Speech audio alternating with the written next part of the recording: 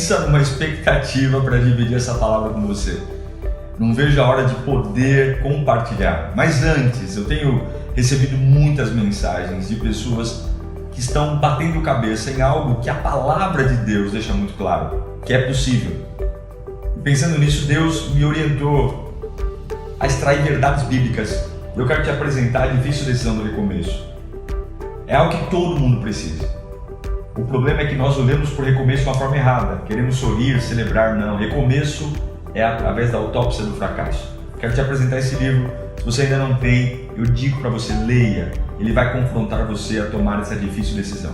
E agora, eu de verdade espero que você se prepare, arrume um cantinho especial. Deus vai falar com você. Um bom sermão. Lucas 1:80.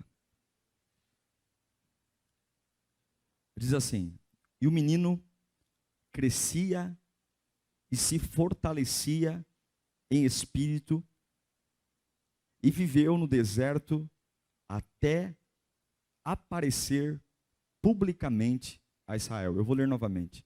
E o menino crescia e se fortalecia em espírito e viveu no deserto até aparecer publicamente a Israel. Vamos orar? Senhor, fala conosco nessa tarde. A gente não está aqui só para ouvir palavras belas ou palavras que empolguem a gente, não. Agora é momento de ser alinhado, Senhor. A Tua palavra tem o poder como uma espada penetrante de dividir, Senhor, o espírito, a alma, de trazer revelação para a minha alma, para a minha vida, para a semana que está chegando, para os meus desafios pessoais, para os medos que tenho, para as angústias, para as mentiras. Revela, Senhor. A Tua palavra, ela é uma bomba num coração que nos torna e nos confronta a avançar. Fala conosco. Amém e amém. Esse texto de Lucas 1:80, ele está falando de João Batista. Está dizendo que João Batista cresceu em robustez, em vitalidade, em espírito, e esse crescimento se deu no deserto, e ele ficou lá até o dia que o Senhor o chamou para a grande manifestação do seu ministério. O que eu queria tratar com vocês aqui, de uma forma bem rápida, é a respeito dos períodos anônimos da nossa vida. Períodos assim, que a gente queria ter um pouquinho mais de destaque, um pouquinho mais de glória, um pouquinho mais de sucesso. Mas em outras palavras, quando a gente lê Lucas 1:80, parafraseando esse texto, é como se o autor dissesse, o menino João esteve anônimo até o dia que Deus o manifestou. Ninguém o conheceu. Veja, ninguém o conheceu, ele não era famoso, mas o texto diz que mesmo no deserto, sem que ninguém o conhecesse, ele estava crescendo em robustez e em graça. Porque Deus, Ele trabalha sempre na preparação. Se nós não aprendermos a amar a palavra de Deus, nós nunca vamos entender como Deus pensa. É por isso que ler a Bíblia, conhecer a palavra é tão importante, porque tem horas que nós estamos achando que Deus vai agir de um jeito e não faz parte do caráter de Deus agir a forma como nós estamos esperando. A forma como Deus trabalha é, Ele nunca te glorifica, Ele nunca te honra sem antes te preparar. Nunca. João cresceu no deserto, no anonimato, não tinha aplauso, não tinha plateia, não tinha glamour, não tinha ostentação. Aparentemente fora dele nada estava acontecendo, mas ele estava crescendo. Ele estava crescendo até o dia que o Senhor falou, vai lá e se revela ao mundo. Vai lá e ensina a todos o que eu ensinei para você. Nós temos que aprender que Deus nunca vai manifestar a glória dele sem antes nos preparar. E se nós tivermos um problema com essas fases e esses momentos de anonimato, onde está todo mundo despontando e eu não, está todo mundo desenvolvendo e eu não, está todo mundo casando e eu não, está todo mundo arrumando emprego e eu não, está todo mundo entrando na universidade e eu não, está todo mundo que começou comigo despontando e eu não. E eu estou no anonimato, todo mundo mostrando o que está comprando, casando, fazendo.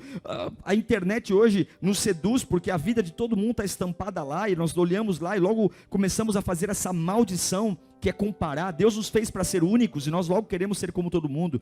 Se Deus me deu um jeito único, uma forma única, a beleza da minha vida está em ser eu e não ser outros. Mas parece que ser a gente é uma porcaria, parece que assumir quem eu sou, a gente tem vergonha da voz, tem vergonha da altura, tem vergonha do cabelo, tem vergonha do corpo, a gente tem vergonha, nós nos odiamos, porque sempre o melhor é o outro, só que nunca vamos ser bem-sucedidos enquanto tentarmos ser os outros. Mas esse problema de anonimato é terrível, porque o fato de nada estar acontecendo comigo, significa que parece para mim nada está acontecendo, mas você tem que entender que muitas vezes Deus está mais preocupado em fazer algo em você do que para você. Tem horas que Deus está mais preocupado em gerar algo em você do que através de você. João estava no deserto, ninguém o via, ninguém olhava para ele, ele não tinha aplauso, ele não tinha discípulo, mas a Bíblia diz que ainda naquele anonimato ele estava crescendo. Não significa que você está anônimo, sem nada acontecer, entre a multidão e não há destaque algum, significa que Deus não está tratando você. Isso é um padrão quase que bíblico. Se você for olhar para a vida além de João Batista, a vida de José, José fica 12 anos dentro de uma prisão. Ele revela um sonho, interpreta um sonho, esquecem dele e ele fica 12 anos esquecido. 12 anos. 12 anos não são 12 dias. 12 anos esquecido. Como um preso. Esse camarada não endoida, esse camarada não renuncia à fé, porque ele sabe que Deus tem um propósito. Se você for observar Moisés, ele é o príncipe do Egito, ele fica 40 anos morando no palácio, com 40 anos ele mata um egípcio e tem que sair fugido do Egito. O chamado de Moisés não se dá logo depois, quando ele mata o egípcio. O chamado de Moisés se dá 40 anos depois que ele foge. Ele vai para o deserto de Midian, ele se torna um pastor de ovelhas. A vida de Moisés, durante 40 anos, ele foi um príncipe do Egito. A vida de Moisés foi recolher cocô de ovelha, ele dá com ovelha. A ovelha é um animal muito fedido. Durante 40 anos ele ficou no anonimato. Não tinha púlpito, não tinha liderança, não tinha glamour, não tinha autoridade. Ele era um pastor de ovelhas, que vivia anonimamente. Mas o fato de viver anonimamente não significava que Deus abandonou algo, que Deus desistiu dele. Mas é um processo importante e necessário. Sempre teremos fases de anonimato, fases que aparentemente parece que estamos esquecidos, mas se nós entendermos que eu não consigo compreender os pensamentos de Deus sobre mim, que nem sempre eu vou conseguir interpretar o que Deus está fazendo, eu preciso aprender a lidar com essas fases de anonimato, porque o fato de estar vivendo uma fase de anonimato não significa que Deus não tenha glória para mim. 40 anos Moisés ficou. Olha que interessante, o rei Davi, Samuel vai até ele, derrama óleo na cabeça dele e fala assim, ó, você vai ser o novo rei de Israel, Deus te elegeu. O que você espera depois de alguém derramar óleo na tua cabeça? O que você espera depois do maior profeta do Antigo Testamento chegar para você e falar que você vai ser rei? Eu espero honra, eu espero paz. Muito pelo contrário, Davi é chamado por Samuel para ser rei, e a vida de Davi vira um inferno, porque Saul quer matá-lo. Davi fica 12 anos fugindo de Saul. 12 anos, meu irmão. 12 anos sabendo que tem uma promessa. E todos os dias ele acorda e a vida dele não combina em nada com o que Deus falou. 12 anos sabendo que Deus vai fazê-lo uma grande autoridade. E ele acorda como fugitivo. Acorda tendo que dormir em caverna. Acorda tendo que dormir colocando vigilante. Tem horas que o anonimato, parece que as promessas de Deus são mentirosas. Parece que elas não combinam. Mas Deus me trouxe aqui para dizer que se João passou, Davi passou, Moisés passou, você também vai passar, porque até Jesus passou. Em Lucas 2,40, a Bíblia diz que o menino, agora falando de Jesus, não de João, o menino crescia e se fortalecia no anonimato, enchendo-se de sabedoria, e a graça de Deus estava sobre ele. Por que Jesus era anônimo? Porque o ministério de Jesus só começa com quantos anos? 30 anos. Jesus só começa a pregar, ministrar, chamar os discípulos com 30 anos, mas enquanto ele era um menino anônimo, morando com José e Maria, com os seus irmãos, a Bíblia diz que até no anonimato já estava sendo derramado sobre Jesus Espírito, sabedoria, graça, porque na ótica de Deus, para te glorificar, para honrar você, tem que te preparar e te santificar. Tem que te preparar. Na ótica de Deus, nunca haverá uma coroação sem uma preparação. E se você não suportar isso, pode ser para a igreja, pode ser na empresa, pode ser na vida familiar, porque se o que está acontecendo hoje te mata, quem dirá um degrau adiante? Se o que está acontecendo hoje te descabela você, quem dirá um degrau adiante? Aprenda, existirão áreas de anonimato. Isso não significa que Deus esqueceu de você. Vão ter áreas de silêncio. Agora, qual é o problema? O problema é que quando nós não vemos o resultado, quando tudo está anônimo, quando nós somos mais um na multidão, todo mundo se desponta e eu continuo na mesma, nós queremos ter pressa. A pressa de ajudar a Deus. A Bíblia diz em Provérbios capítulo 21, versículo 5, que a pressa conduz à pobreza. A pressa conduz à miséria. Decisões precipitadas, decisões apressadas. Os planos bem elaborados levam à fartura, levam à riqueza. Mas o apressado sempre acaba onde? Na miséria. Em fase de anonimato, você vai ter pressa para tentar suavizar, porque a sociedade vai cobrar de você resultados.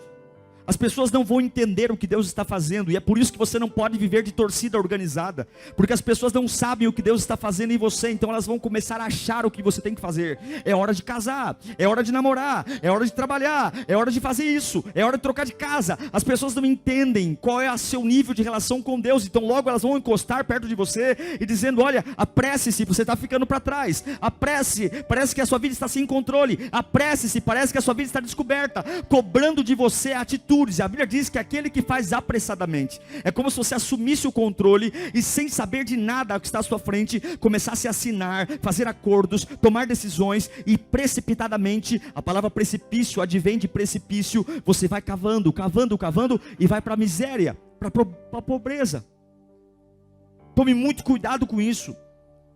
Na época de anonimato, quando nada estiver acontecendo, não busque atalhos. Satanás vai sempre colocar um caminho mais fácil. Toma muito cuidado com questões de ganhar dinheiro rápido. Toma muito cuidado com coisas que tiram de você a capacidade de trabalhar. Toma muito cuidado com questões que são simples de serem explicadas, mas que te paga preço. A gente está acostumado hoje, numa fase de cliente, tudo a gente compra, tudo é fácil, tudo é apertar um botão, e a gente vem para o reino de Deus achando que é assim. A igreja hoje, ela é feita de clientes. A gente senta, a gente espera um bom serviço, a gente espera, e qualquer coisinha que fuja daquilo que eu espero, eu fico bravo. Se meu filho não for bem tratado, eu fico bravo. Se o banheiro não estiver tão limpo, eu fico bravo. Porque nós temos essa mentalidade. Quando eu digo nós, eu digo, eu estou junto com você aí. Nós estamos acostumados a sermos bons clientes. Tudo tem que estar em perfeita análise. Mas o reino de Deus não é um shopping. O reino de Deus não é uma fábrica. O reino de Deus é um processo onde eu preciso amar e ser amado. Então, quando a gente fala para você, seja um voluntário, não é porque nós queremos que você apenas faça parte, mas é que você não seja um cliente, que você ofereça aquilo que você recebe. Mas infelizmente, o anonimato tem nos feito buscar atalhos, queimar etapas, a pressa, a cobrança, pessoas que se casam sem saber se é para casar, pessoas que assumem compromissos financeiros sem meditar, pela pressa, pela cobrança, a capacidade, a ideia de chegar rápido. E é por isso que Salomão também fala em Provérbios 25:8. Ele vai dizer para nós: não leve precipitadamente ao tribunal, pois o que você fará se o seu próximo o desacreditar? E o que Salomão está dizendo? Não levanta uma bandeira rapidamente. Não tenha pressa em ficar falando para as pessoas as suas causas, fique calmo, porque e se a pessoa que você for falar pensar diferente? E se a pessoa que você for levar a sua causa discordar de você? Calma. Deus trabalha com preparação, e a forma que Deus tem para preparar você é o anonimato. Dói, machuca, eu sei que você tem pressa, eu também tenho. Eu sei que tem coisas que você quer que aconteçam rápidas, mas Deus não está preocupado em encher você de bênçãos. Deus está preocupado em fazer você se parecer com Ele. Deus não está preocupado que você impressione o homem. Deus quer que você impressione e gere glória para Ele. E essa pressa nos faz gastar o que não temos para impressionar quem não gostamos. Pessoas que estouram seus cartões de créditos para terem bens materiais que nem precisam, para tentar impressionar pessoas que nem gostam da gente. Quantas coisas, irmãos, porque não suportamos a fase do anonimato, não conseguimos ficar quietos, não conseguimos refletir, Não conseguimos parar e simplesmente descansar no Senhor.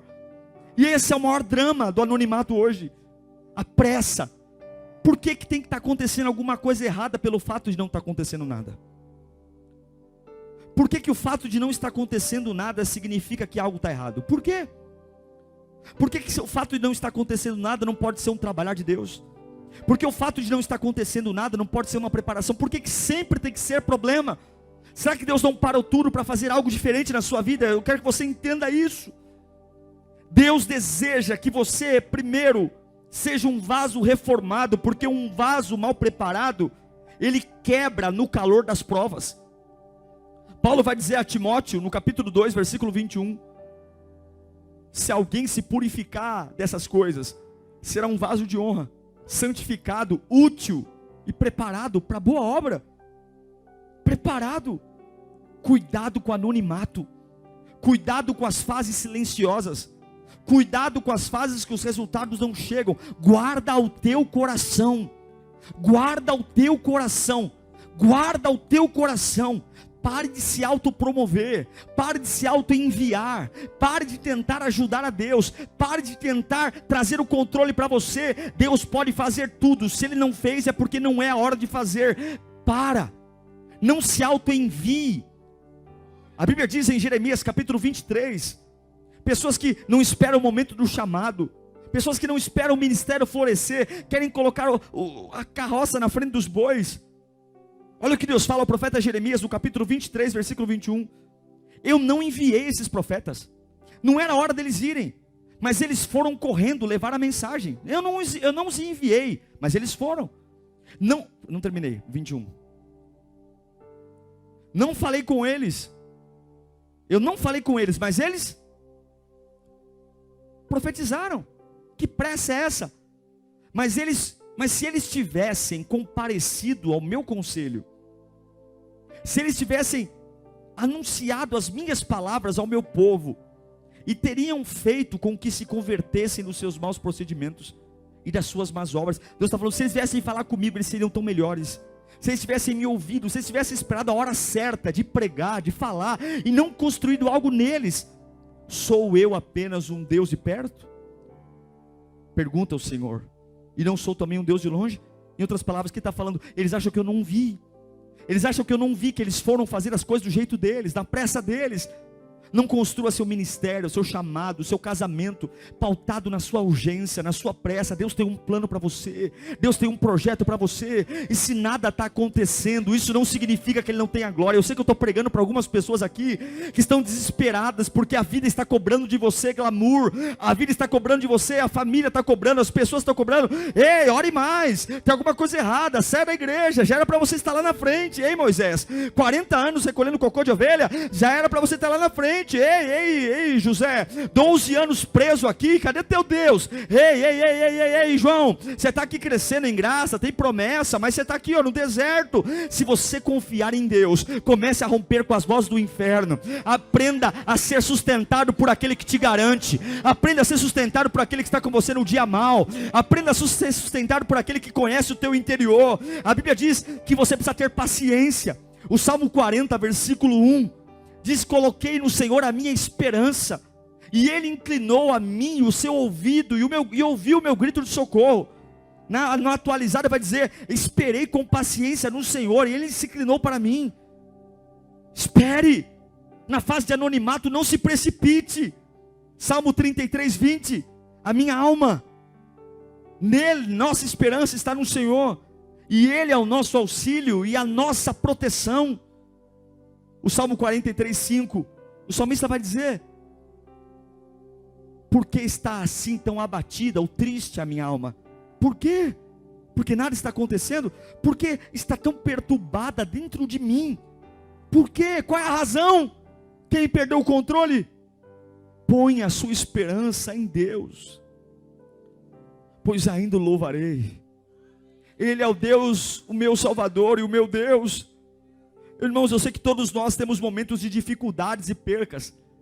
Todos nós temos pressa, porque a sociedade nos cobra isso. A sociedade nos cobra um sentimento de sinalizar avanços. E vai ter momentos que aquilo que Deus prometeu a você não vai combinar com o que você está vivendo. Vai ter momentos que Deus vai dizer para você: eu vou te usar, e no outro dia você é desprezado. Deus vai dizer: eu vou sustentar tua casa, e no outro dia você descobre alguma coisa errada na vida dos teus filhos. Nem sempre a palavra de Deus vai combinar com o seu momento, mas você tem que entender que o seu compromisso não é se posicionar de acordo com o seu momento, mas em relação à palavra. A sua condição pode ser terrível, mas a sua posição tem que estar na palavra. Se o Senhor disse que vai cuidar de você, Ele sabe o teu limite, Ele sabe a tua estrutura. E se você está vivendo numa fase de anonimato, é porque Deus não vai honrar você sem preparar você. Há todo um processo que você não enxerga: mente, coração, alma e espírito. E é nesse momento que você não pode se desfalecer. Não pode. O salmista vai dizer para nós, e eu amo a Bíblia porque ela traz para mim sentimentos de homens como eu e você. Homens que passaram pelas mesmas aflições, pelas mesmas perseguições. O salmista vai dizer no Salmo 69, 20. Veja se você se identifica com esse texto. A zombaria partiu meu coração. Estou em desespero. Supliquei por socorro e nada recebi. Por consoladores e ninguém encontrei.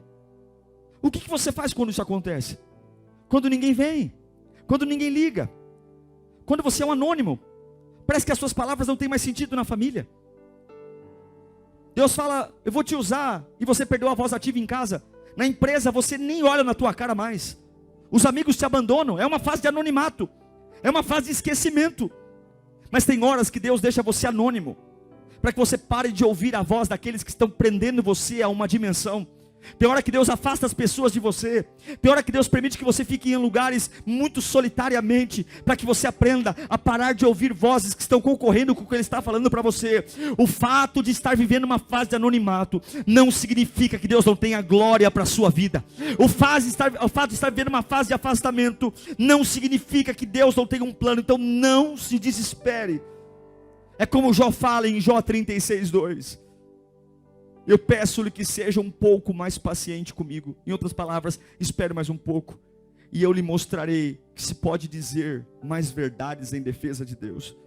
Jó olha para os amigos falam: ei Jó, cadê teu Deus? Você está doente, tua mulher te largou. E ele está dizendo: olha, amigos, eu peço que vocês tenham um pouco mais de paciência comigo, que daqui a pouquinho eu vou mostrar a vocês as verdades do porquê eu estou assim. Por que eu estou anônimo? Por que eu estou desempregado? Tenha um pouquinho mais de família, tenha um pouquinho mais de paciência. Esposo, tenha um pouquinho mais de paciência, porque eu duvido de tudo, só não duvido do plano que Deus tem para a minha vida. Pessoas já falharam comigo, empresas já falharam comigo, pessoas prometeram estar comigo a vida inteira, já não estão mais, mas o Deus da minha vida continua, e Ele não vai falhar. Espera mais um pouquinho. É hora de você olhar no espelho e falar para você mesmo: espera mais um pouquinho, porque o meu Deus não erra. Vão errar comigo, mas Ele não erra. O anonimato não vai roubar a glória de você. Então nós nos perguntamos: o que fazer? O que fazer quando acontece o Salmo 119, versículo 123? Os meus olhos fraquejam, aguardando a tua salvação e o cumprimento da tua justiça. O que fazer quando os meus olhos não vêm? Acordo pela manhã e é só desgraça, é dívida, é problema, é confusão. Chego na igreja, é uma bênção. Tem gente que, se pudesse, morava aqui, porque está na casa que está o inferno. Tem gente que já me falou isso: pastor, se eu pudesse, tinha culto 24 horas, porque eu não suporto morar na minha casa, eu não suporto a minha realidade. É como o salmista fala: os meus olhos fraquejam. O que fazer? O que fazer quando a minha alma está abatida, como no Salmo 42:5? Por que está abatida a minha alma? A resposta está lá: ponha a sua esperança em Deus. Esperança não é uma sensação, esperança não é um calafrio, esperança não é um arrepio na nuca, esperança não é uma sensação de falar em línguas, esperança é uma decisão. Eu decidi estar esperançoso, eu decidi ser otimista, eu decidi acordar pela manhã, e quando a minha alma começar a falar bobagens para mim, eu não controlo o que sinto, mas eu controlo o que falo. Você controla a tua boca ou não? Alguém controla sentimento aqui?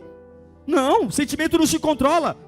Tem dia que a gente está triste, tem dia que a gente não está legal, tem dia que a gente está muito feliz. Sentimento a gente não controla, e não dá para apertar um botão dizendo tristeza vai embora. Mas a minha boca eu controlo, a minha boca eu controlo. Ou você acha que todo ator, quando está fazendo uma novela, ele tem vontade de sorrir quando a cena pede para sorrir?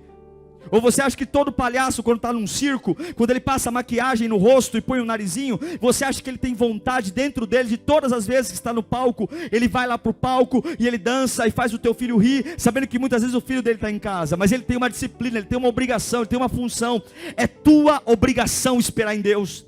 É tua obrigação confiar em Deus. É tua obrigação acordar amanhã e dizer: a minha alma está arrebentada, mas eu vou colocar o meu narizinho de confiança, eu vou fazer uma maquiagem de filho de Deus e eu vou à luta, porque confiar no Senhor não é um sentimento, confiar no Senhor é o meu estilo de vida. Eu espero no Senhor e o anonimato não vai roubar a glória. Não vai. Não vai. Por que eu confio?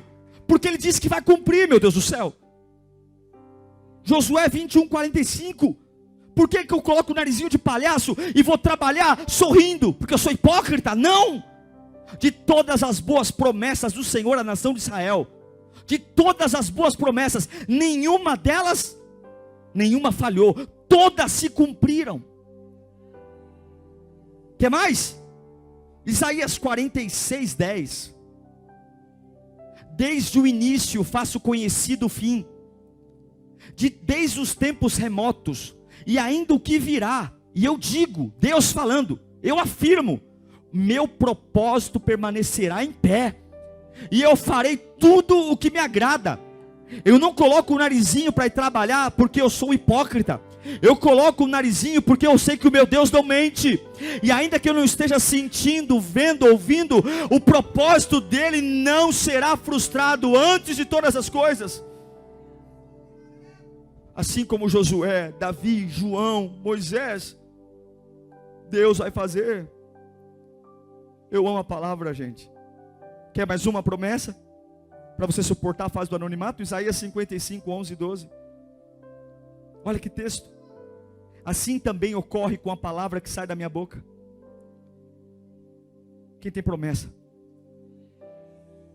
Sobre a casa, sobre o ministério, sobre o chamado. Quem aqui tem uma promessa que não está combinando com a sua vida hoje, com a sua situação? Quem tem uma promessa e fala: pastor, Deus me prometeu algo, mas a minha situação está totalmente contrária. Quem tem? É isso. Assim também ocorre com a palavra que sai da minha boca. Ela não voltará para mim vazia, mas fará o desejo que atingirá o propósito para qual eu te enviei. Vocês sairão em júbilo e serão conduzidos em paz. Os montes e as colinas irromperão em canto diante de vocês, e todas as árvores do campo baterão palmas. Ele está dizendo: há uma hora da manifestação. Há uma hora que eu tiro o João do deserto. Há uma hora que eu pego o menino Jesus e tiro da casa do José. Há uma hora que eu tiro o José da prisão. Há uma hora que eu tiro Saul e coloco a coroa sobre Davi. Mas eu não glorifico sem preparar. O fato de estar vivendo uma fase de anonimato não quer dizer que Deus perdeu o controle. Humilhe-se. O orgulho tem matado a fé de muitas pessoas. Eu me lembro uma vez, muito novo, eu pregava junto com mais 2 outros irmãos, pregávamos, e aí o pastor separou pessoas para serem ordenadas, e ordenou 2, nós fazíamos a mesma coisa, estávamos nas mesmas escalas, mas ordenou 2 e não me ordenou. Na hora que ele não me ordenou, o meu senso de justiça veio, e eu fiquei com muita raiva, porque eu achei que eu merecia uma ordenação, na minha justiça, o orgulho bateu, e eu falei: é injusto porque eu faço tanto quanto eles, e por que eles vão ser ordenados a evangelista e eu não? Mas logo eu fui para casa, passou a ira, e aí Deus falou: você faz para quem? Para quem você faz? E eu percebi que eu não poderia ser ordenado, porque eu estava orgulhoso demais. Orgulhoso. E é por isso que a Bíblia nos ensina, na fase de anonimato, tenha gratidão. Tiago 4:10. Humilhai-vos, humilhem-se diante das mãos do Senhor. Pare de bater no peito e dizer: ó, Senhor, eu estou vindo para a igreja há tanto tempo, já era para ter acontecido, eu estou dizimando. Humilhe-se. Tenha a capacidade de ser grato, mesmo quando nada acontece. Tenha a capacidade de chorar na presença de Deus, mesmo quando tudo o que está acontecendo não combina com o que você espera. Humilhem-se. Em 1 Pedro 5:6. Humilhai-vos. Humilhem-se debaixo da poderosa mão do Senhor, para que Ele te exalte no devido tempo. No tempo devido.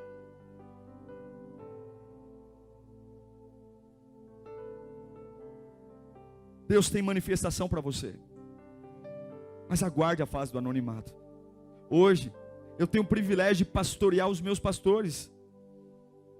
Eu tenho o privilégio de aconselhar o meu pastor. Não falo isso com orgulho, não. Mas se eu tivesse tido aquela fase por ofensa, se eu tivesse tomado aquela fase por ofensa, talvez eu não estaria aqui hoje. Quando nada acontecer, mantenha seu coração humilde. As pessoas vão tentar inflar você de razão. As pessoas vão dizer que o teu Deus te esqueceu, que a tua fé é fajuta. Mas dobra o teu joelho e fala: Senhor, eu ainda sou humilde, eu dependo de Ti ainda, Senhor. Não perca a sua humildade em fase de anonimato. Não perca a sua dependência em fase de anonimato. Continue firme. Continue. Porque Deus tem o segredo para todas as coisas. Sabe, irmãos, tem tantas coisas que nos garantem vitória. A Bíblia é um livro lindo. Um livro lindo. Que antes de tudo, o plano de salvação já foi colocado aqui. Sabe aqueles textos de genealogia? Por exemplo, Gênesis 5, que é aquele texto que tem vários nomes. Fulano, filho do ciclano, já viram? Muitas vezes algumas pessoas falam: Senhor, fala comigo. E aí abre o texto, abre a Bíblia bem na genealogia e fala: ih, deu errado. Deixa eu abrir de novo. Porque como é que Deus vai falar comigo com esse monte de nome? Deu errado.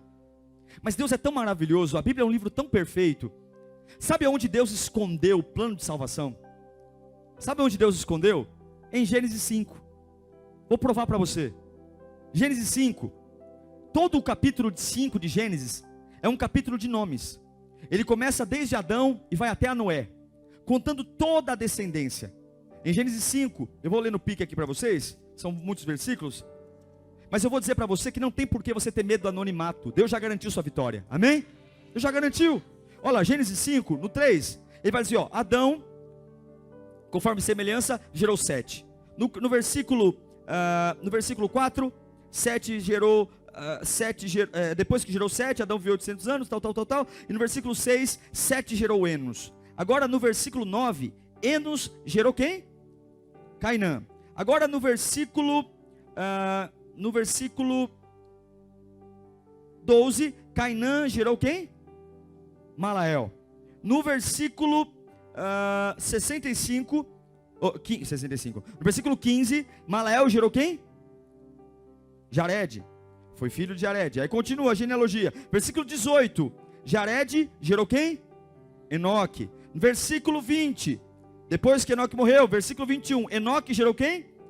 Matusalém. Aí Matusalém morreu. E aí deixou um filho. E aí Matusalém, versículo 25. Matusalém gerou quem? Lameque. Lameque gerou quem? Lá no versículo 28. Lameque gerou um filho e deu o nome de... Agora versículo 29. Noé, e aí vai. Aí você fala assim, o que isso tem a ver?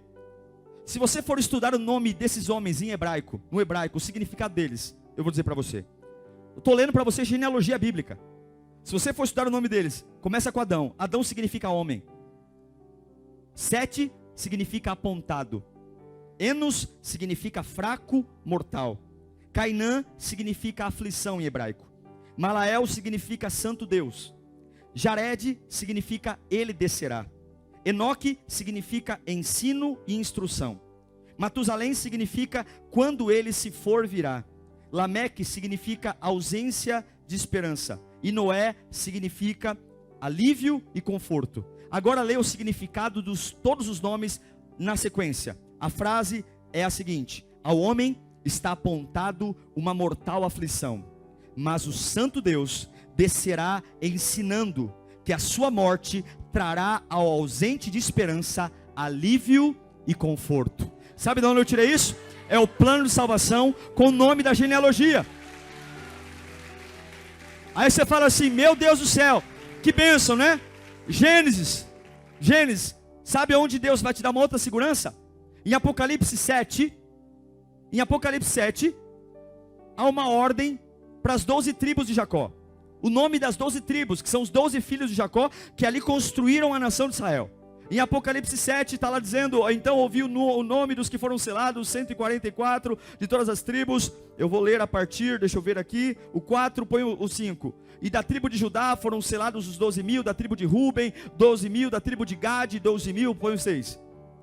Da tribo de Azer, 12.000, da tribo de Naphtali, 12.000, da tribo de Manassés, 12.000, da tribo de Simeão, 12.000, da tribo de Levi, 12.000, da tribo de Zacar, 12.000 e o 8. 7 e 8. Da tribo de Zebulon, 12.000, da tribo de José, 12.000, da tribo de Benjamim, 12.000. São os 12 filhos de Jacó. Você fala, o que tem a ver comigo, pastor? Em Gênesis 5, há um plano de salvação. E agora em Apocalipse 7, há a conclusão do plano de salvação. Sabe o que significa cada um deles? Se você for observar, cada um deles, o significado no hebraico, Judá significa vou louvar ao Senhor. Ruben significa ele olhou para mim. Gade significa foi-me dado boa sorte. Azer significa eu sou feliz. Naphtali significa minha luta. Manassés significa me fez esquecer. Simeão significa Deus me ouve. Levi significa Deus se juntou a mim. Isacar significa comprou-me. Zebulon significa habitação. José significa ele me escolheu. E Benjamim significa filho da sua direita. Os 12 nomes com seus significados enfileirados significa vou louvar ao Senhor, ele olhou para mim e me concedeu boa sorte. Estou feliz porque a minha luta não é mais minha, é dele. Deus está me fazendo esquecer o passado. Deus ouve-me e se ajuntou a mim. Ele comprou-me uma habitação e ele me escolheu como filho da sua mão direita. Em Gênesis 5 a genealogia aponta a visão de salvação. Em Apocalipse 7 o plano. Tudo isso para que você entenda, até em áreas que você não consegue interpretar, Deus camufla e coloca o plano para que você não esqueça. Não liga para o tempo de anonimato. Eu tenho glória reservada para a sua vida. Eu tenho.